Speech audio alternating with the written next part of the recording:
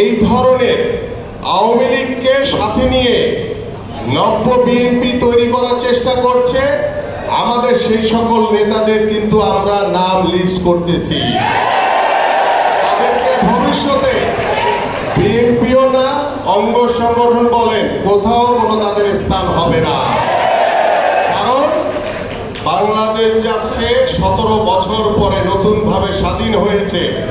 সেই স্বাধীন বাংলাদেশে কোনো স্বৈরাচারের স্থান নাই। 250-টিরও বেশি ডিজাইন অপশন নিয়ে ওয়ালটন স্মার্ট ফ্রিজ, বোঝে আপনার প্রয়োজন। আমরা চাই বাংলাদেশের প্রত্যেকটি মানুষ আজকে যে গত 17 বছরে যে দুর্বিষহ জীবনযাপন করেছে, আমরা চাই এই অন্তর্বর্তীকালীন সরকারকে সর্বাত্মক সহযোগিতা করতে।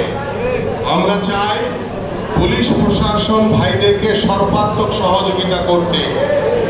আমাদের দায়িত্ব সেনাবাহিনীর ভাইদেরকে সহযোগিতা করতে। আপনারা জানেন আজকে এই 5ই আগস্টের পরে বিভিন্ন জায়গায় দুষ্কৃতিকারীরা বা যারা নব্য বিএনপি হয়েছে তারা বিভিন্ন বিশৃঙ্খলা তৈরি করে বিএনপির বদনাম করছে। আমরা বেঁচে থাকতে আমাদের ভারপ্রাপ্ত চেয়ারম্যান দেশটা তারেক রহমানের যে নির্দেশনা, সেই নির্দেশনা অনুযায়ী যদি আমার দলের লোক হয় কাউকে ছাড় দেওয়ার কোনো সুযোগ নাই। আমি বলছি যারা এদিক সেদিক হাঁটাহাঁটি করছেন তারা সতর্ক হয়ে যান। আমরা কিন্তু বারবার বলবো না, এখন কিন্তু অ্যাকশন শুরু হয়ে যাবে, অ্যাকশন অলরেডি শুরু হয়ে গেছে।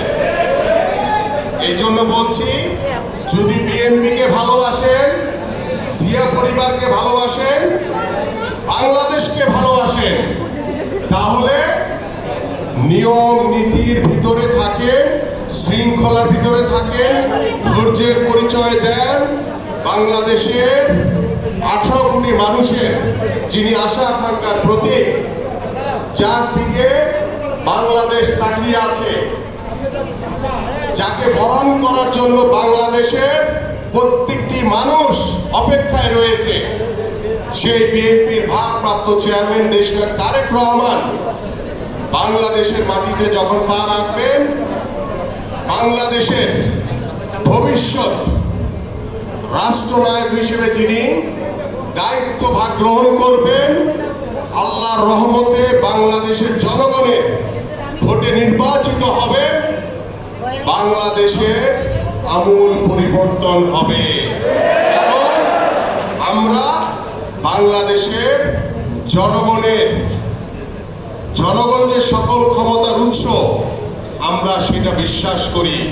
জনগণ সিদ্ধান্ত নিবে জনগণ কি করবে। সেই জনগণকে যদি জাতীয়তাবাদী দলের সকল নেতৃবৃন্দ আপনারা পাশে চান, পাশে থাকতে চান, জনগণের ভালোবাসা নিতে চান, তাহলে জনগণের ভাষা বুঝেন।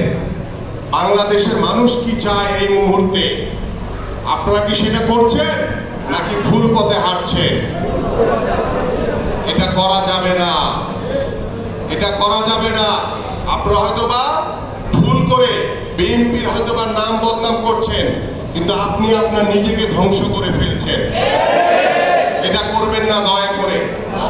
এবং আমরা চাই যে বাংলাদেশে যে অন্তর্বর্তীকালীন সরকার দায়িত্বভার গ্রহণ করেছে, তাদেরকে যৌক্তিক একটা সময় দিতে হবে। সেই যৌক্তিক সময়ের পরে আমরা তাদের কাছে যেটা আশা করি, বাংলাদেশের মানুষের যে প্রত্যাশা একটি অবাধ সুষ্ঠু নির্বাচন, সেই নির্বাচনের মাধ্যমে জনগণের সরকার প্রতিষ্ঠা হবে। সেই জনগণের সরকার জনগণের কথা মতো চলবে, কারণ এই সরকার জনগণের কাছে জবাবদিহিতা করতে হবে। কারণ আমরা ওই স্বৈরাচার শেখ হাসিনা গত 17 বছর যে ভুল করেছে, যে নির্যাতন, যে নিপীড়ন চালিয়েছে বাংলাদেশের মানুষের উপরে, আমরা সেই ভুল করতে চাই না, আমরা সেই ভুল করব না। এই জন্য আপনাদের সকলকে ঐক্যবদ্ধ থাকতে হবে, ন্যায়ের পথে থাকতে হবে, সততার পথে থাকতে হবে। অনেকেই